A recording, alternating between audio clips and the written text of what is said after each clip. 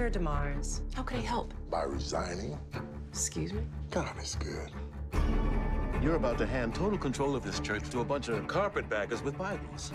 If they find out that I lied, AJ could go back to prison. You brought all this on yourself. You don't really love her. I've thrown my whole life in the garbage for you. I have some news about the house you might find very interesting. You get up there on Sunday, you speak your own truth, and you win. All right, Greenleaf fans, and that was the episode preview for Season 4, Episode 9, airing October 29th, titled God's Justice. Bishop moves to prevent Judy's proposed governance structure. Remember the 50-50 setup where they'll add an additional 12 new seats to the 12 the 12 current seats on the board. Jacob and Carissa attempt to mend their wounds. A secret about Phil threatens his relationship with Charity. And finally, Grace realizes that what is right has never been less clear.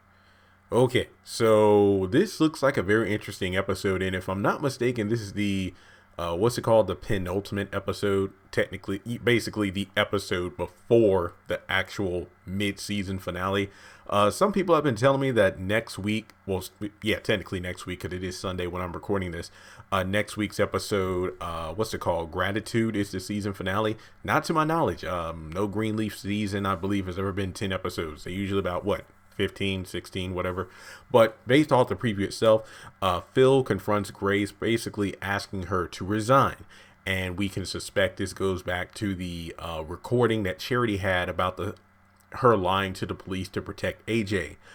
Bishop looks like he's pleading with Connie about the vote. So it looks like he might be going on a, door-to-door stop, pretty much talking with all the board members about, hey, this whole voting thing isn't the best. This whole plan by H&H isn't a good deal. It's basically going to screw us over, and we'll just be turning over the power from the church over to H&H. So it seems like Bishop is going to try to reach everyone that May didn't really get to at the party, whether it be from one-on-one conversations like it was with her and Misty, or from her amazing speech. And if you haven't checked out my episode review for Surprise, make sure you do so. I really like the episode. Grace looks like her secret is being exposed. It looks like she's in a meeting with Judy and the woman who is from Ambitions, who's Stephanie's mother, and I also believe plays in Saints and Sinners. She is in a lot of roles.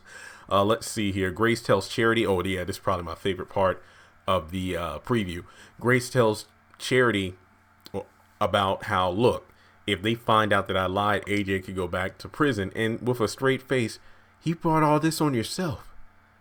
And I'm not saying that Charity is wrong, but at the same time, Grace didn't bring this fully on herself. In a way she did, but things are only as bad as they are right now because you recorded a confession, then gave it to Phil, making him hold on to it until you got pissed off, and now you told him to email, send it, do whatever you need to do to send it to Bob. So yeah, like remember way back when I talked about how Grace confronted Charity about sending that voicemail to Noah, leading to him getting a divorce. And then it's like, well, this is all on you. You broke a marriage. But then I actually did agree with Charity that, yeah, the voicemail wasn't a good move. But at the same time, that marriage already had fractures in it.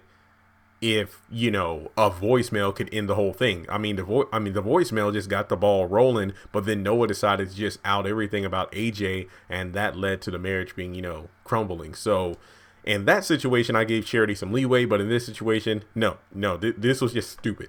Okay, then we have Phil confronted by both Judy and Charity about where his where his feelings and allegiances lie. And then we have Fernando to Carissa saying, I have some news about the house that you might find interesting. I wonder if that has to do with Jacob and Carissa attempting to mend their wounds. I don't know. Maybe she's still upset about the safe being empty. That was funny. Then we have May talking to Grace like, get up there, speak your truth, and win. And then there's an interesting scene where it looks like, Grace is about to start preaching. And then we see a look of surprise and shock on her face. We also see AJ looking like he's entering a room. Is he coming into the church and sees his mother? I don't know. Do they see each other? What is Grace going to say on stage? I don't know. But overall, it looks like this is a good episode to kind of follow up from, you know, last week in regards to what is Grace going to do. It seems like Grace is being tugged in two directions, one by her family, one by Harmony and Hope, and she has to choose what path to take. Kind of like Phil in regards to Charity and Judy, you know, in regards to, you know, who is he being honest with? Who does he have feelings for? This and that. And he's kind of stuck in the middle. So honestly, it's almost like Phil and Grace are kind of in the same boat for obviously different boats, but in similar situations where they're being in like the middle of a tug and war between two different factions. But God's justice, we will just have to see if justice is going to prevail. But as Grace is mentioned in the the synopsis, Grace realizes that what is right has never been less clear. Does that, I'm guessing this has to do with, you know, admitting that she lied to the police, or doing what's right for the church, not necessarily her family. There's always a lot of shady stuff going on. So that's why I still haven't done those videos. Like, who's my favorite and least favorite character? I honestly can't decide. All these and look, I know this is a show about church and whatnot. People are flawed. People are all sinners. But this is just next level. Everybody has some dirt in their closet. Not skeletons only, but, you know, real dirt to bury him in. Anyway, thanks so much for tuning in, guys. If you enjoyed the video, I'd really appreciate it if you give it a thumbs up. Make sure you comment your thoughts in the comment section below, and fingers crossed that we will hit 94,000 subscribers before the end of the month. November 1st will be here before you know it, and I will talk to you all in the next video.